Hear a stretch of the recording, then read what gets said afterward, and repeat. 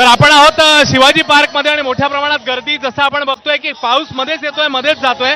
काही छत्र्या निघतात म्हणजे एक छत्री आहे आणि 20 मंडळी आहेत, पण पावसाची फिकीर नाही कोणाला. आणि आपण इकडे आलोय आता महिला कार्यकर्त्यांशी बोलायला, त्यांच्याशी आपण संवाद साधूया. ताई कुठून आलाय? कोल्हापूर. किती वेळ प्रवास करून आला? रात्री बसलो तो महालक्ष्मीला. आणि इकडे पण पाऊस लागला. पाऊस. आज उद्धव ठाकरेंचं भाषण ऐकायला आलेत, काय बोलतील, काय वाटतं? साहेब चांगलंच बोलणार, जे बी जनतेला आवश्यक असेल ते बोलणार. दोन्ही भाऊ एकत्र येणार का? येणार येणार 100% येणार. तुम्ही पण कोल्हापूरहून आले कोल्हापूरून आले. आणि आणखी काय वाटतं, आणखी कोणकोणते मुद्दे आहेत भाषणामध्ये असं वाटतं? साहेब आमचं शेतकऱ्यांच्यासाठी खूप काय बोलतील आणि छान बोलतील आणि माणसासनी चांगलंच बोलणार ती. आणखी काही इकडे महिला कार्यकर्ते आहेत, त्यांच्याशी बोलूया. ताई कुठून आला तुम्ही? चिपळूणवरून. किती वेळ प्रवास करून आलात? पाऊस लागला मध्ये? नाही. इकडे आल्यावर लागला.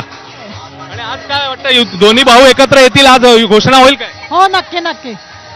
आणि आता वातावरण, जल्लोष कसा वाटला तुमच्या शिवसैनिकांशी? बाकीच्या बोलणं झालं काही? हो हो झालं. महिलांमध्ये पण जोश आहे? हो हो म्हणजे काय, तो नेहमीच असतो. तर आपण बघितलं काही महिला कार्यकर्त्यांशी संवाद साधलेला होता. मोठ्या प्रमाणात इकडे गर्दी होतीये. आणखी काही कार्यकर्त्यांशी संवाद साधा. पण पुन्हा एकदा जाऊया प्रज्ञाकडे, नेस्को सेंटरमध्ये. प्रज्ञा.